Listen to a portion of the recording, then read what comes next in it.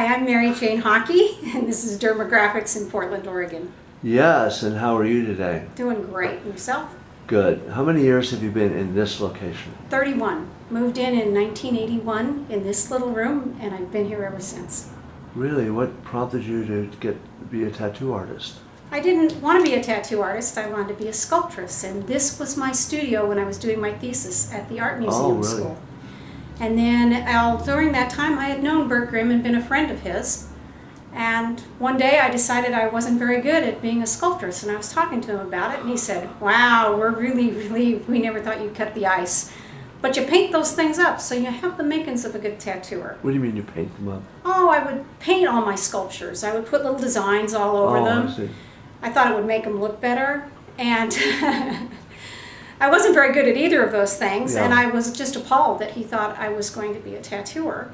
But he had this old buddy named George that he paid to sleep in the doorways at night. Yeah. And George said, well, you can put a posy on me. And we were at a Chinese dinner and having drinks, and I went next door, no gloves, ballpoint pen, drew on George and put a posy on him, and I was hooked. Yeah. That's what I wanted to do. Now, you were Bert Grimm's last apprentice. Yes. And had he pretty much retired? No, he was working full-time in Old Town. This was before Don Deaton came up and took over the shop. Bob Shaw had painted the windows for him. Right. And he was living in the back of the shop. They had a house out at the beach. He was going to retire. Yeah. But they were living there. He got robbed a couple of times, and after that, he just kind of lost his thrill for being in Old Town. And he moved to the coast and was going to raise hens and chickens. Right. And he set up a chicken coop, and within 2 months he paved the front yard, and he was running a tattoo shop again. Yeah, I know he had cows and he had names for all of them. Yes, he did. Like yeah, he's a great guy. Now, you were telling me, we were talking before about some interesting adventures you had when you were tattooing him, for him, about having a woman working in his shop. Yeah. Yes, being a woman in the shop, it was interesting because I thought I was an artist, and they didn't really want that. And I started right before Rose Festival here. And I can remember a sailor coming in, and I said, I'll draw that rose up for you. And he said, no, I want it off the wall, because he didn't even trust me to draw a rose. You know, it was a stencil factory, and that's how they liked it. Bert taught me to be fast and not waste a lot of time shading or doing anything else. Bert was a lot of things, and he was fast, but he wasn't a real artist as such. He actually had people come in and say, could you fix this? It's supposed to be a whale. Bert said it was the first one he'd ever done. He was 85. But it looks terrible, but I don't want to hurt his feelings. You know, they liked him so much, they just wanted to be in his presence, and they didn't really care in the end what the tattoo looked like. Right, right. And you also used to tattoo gentlemen that came in for a certain kind of tattoo. Yes. Well, the men never wanted to handle certain things, and at this time, people were getting the Japanese warrior suits, and those panels came down over their hips. But a lot of guys hated the white racing stripe. So it was my job in the beginning, and since I didn't know what I was doing anyway and couldn't get in too much trouble, I was in charge of filling in the butt cracks on those suits. I was also in charge of doing any penises that they wanted done. Yeah. And I really kind of had fun doing that. They always wanted just a little butterfly or a little fly or rose. That seemed to be really big. And back in those days, again, we're talking 70s here, my needles were soldered into my machine. I never changed them. I had an old steel brush that had knocked the worst of it off. I never wore gloves.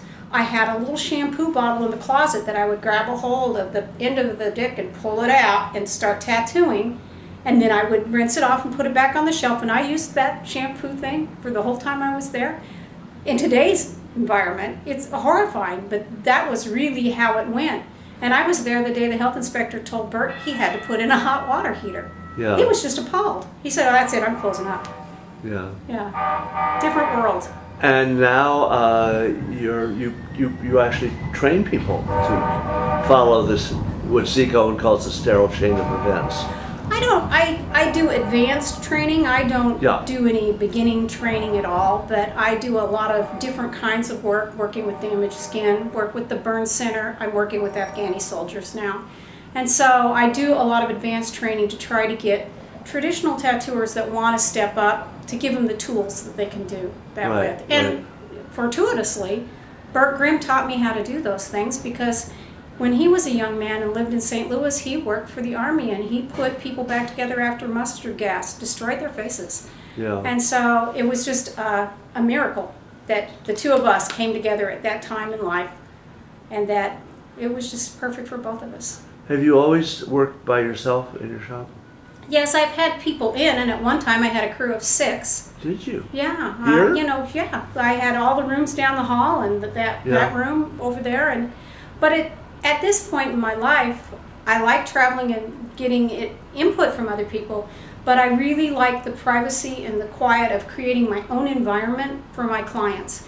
And my clients are a unique blend of people that come in, tell me a dream, I have to draw it. Oh no, that's not my dream. I like the whole process of putting together something really specific for a client. And so I like to work in different styles. And that's not your average client that walks around. Yeah. But the tendency is, if you're very good at what you do and it's a good match personality-wise and art-wise, you will keep them throughout your whole career. Right. As you know, you saw people that I tattooed 30 years ago that are still in here. Sure. And so it's a great trade. You've done good. Thank you. You too.